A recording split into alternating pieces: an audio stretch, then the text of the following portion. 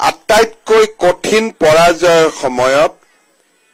অটল বিহাৰী বাজপেয়ী ডাঙৰীয়াই কৈছিল হাৰ নেহি মানুংগা ৰাৰ নহি থানুংগা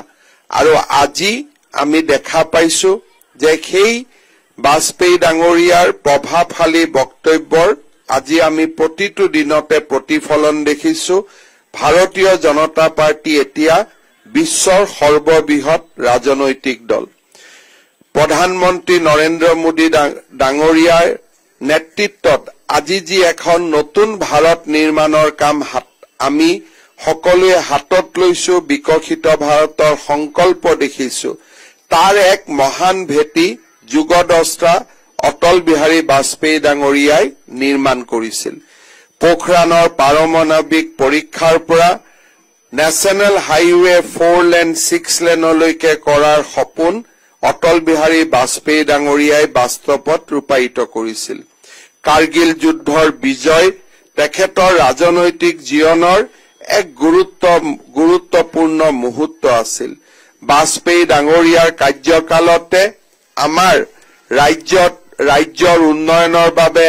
ডোনাৰ মন্ত্ৰালয় গঠন হৈছিল কেন্দ্ৰীয় বাজেটৰ 10% গ্ৰছ বাজেটৰী সাপোৰ্ট উত্তৰ পূৰ্বৰ বাবে নিৰ্ধাৰণ কৰা হৈছিল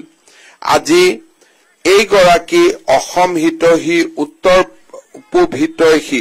অটল বিহাৰী বাজপেয়ী ডাঙৰীয়াৰ 99তম জন্মদিনত আমি তেখেতক কৃতজ্ঞতাৰে সৈতে সোঁৱৰণ কৰিছো মই বিশ্বাস কৰো যে অটল বিহাৰী বাজপেয়ী ডাঙৰীয়াই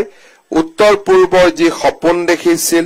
সেই উত্তৰ পূৰ্বৰ বিকাশৰ সপোন আজি বাস্তৱত ৰূপায়ণ কৰাৰ বাবে প্ৰধানমন্ত্ৰী মোদী ডাঙৰীয়াৰ নেতৃত্বত আমি ধাৱমান হৈছো আৰু আমি তাত নিশ্চয় সফল হম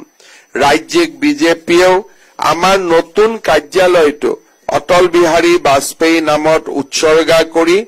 আমি আমাৰ কৃতজ্ঞতাক আকৌ এবাৰ প্ৰমাণ কৰিছো আৰু তেখেতৰ প্ৰতি আমি সদায় কৃতজ্ঞ হৈ থাকিম